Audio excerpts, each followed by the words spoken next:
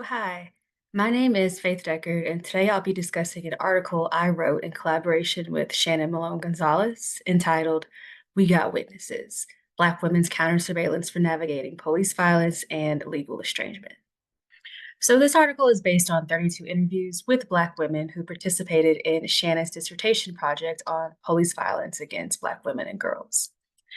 And our motivation for undertaking this project was a gap we noticed in empirical studies of police encounters, wherein Black women were often discussed in relation to other people's encounters, right? So, as mothers who prepare their children, as girlfriends who provide cover, as sisters who experience criminalization by association. But there was hardly any discussion of how they protected themselves during their own interactions with officers. And we had this rich interview data that made it very clear that Black women across social class were indeed having their own encounters with officers and also strategizing around them. So we decided to systematically analyze this data and then write the paper. So what we find is Black women engage in witnessing, which we define as the mobilization of others as observers to police encounters.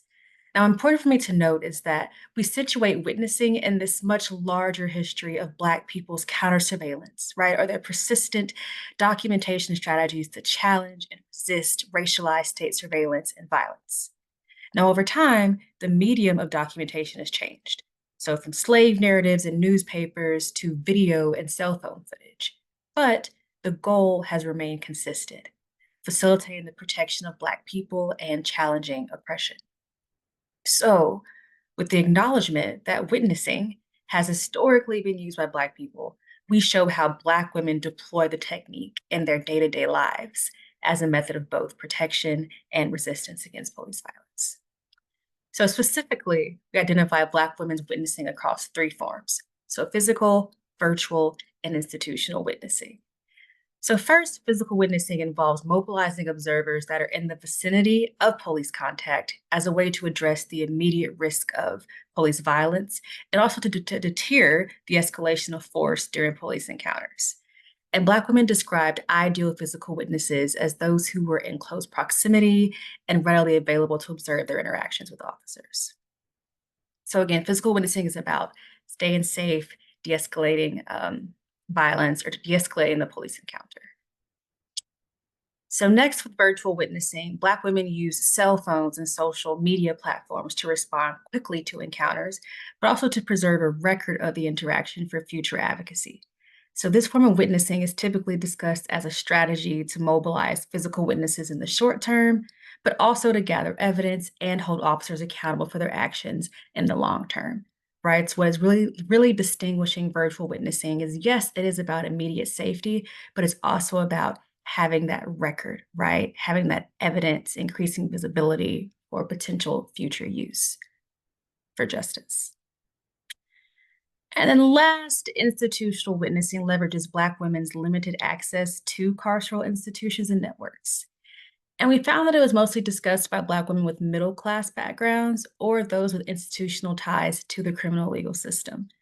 So, operating from the inside out, this form of witnessing attempts to leverage individuals with institutional power to prevent violence and to support change. Right. So, as one of our respondents put it, it's calling the police on the police. But through witnessing, what we really try to reinforce or to emphasize is that Black women are simultaneously striving to accomplish two things.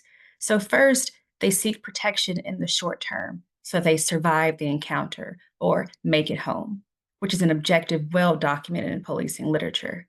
But second, Black women through witnessing are also seeking accountability in the long term, which we argue is linked to their awareness of what Monica Bell calls legal estrangement. And by this, we mean our participants were well aware of the grim reality that the legal system so often fails them, marginalizing, discrediting, and invisibilizing their experiences as victims. So, witnessing is absolutely about documentation, about visibility, and about preservation of their stories, right, or their experiences, should it be needed later in justice seeking processes.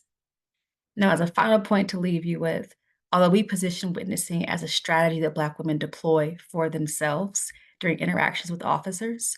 The data also made it blatantly clear that Black women did not hesitate in stepping into the role of physical, virtual, or institutional witnesses for others.